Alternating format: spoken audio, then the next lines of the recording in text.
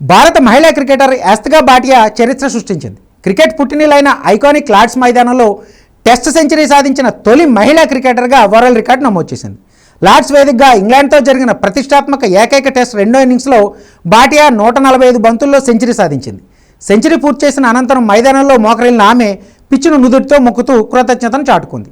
కెరీర్లో యాస్తికా భాటియాకు ఇదే తొలి టెస్ట్ సెంచరీ. ఈ ఫస్ట్ సెంచరీతో Yastika Bhatia Lord's hall of ఫేమ్లో తన పేరును లిఖించుకుంది.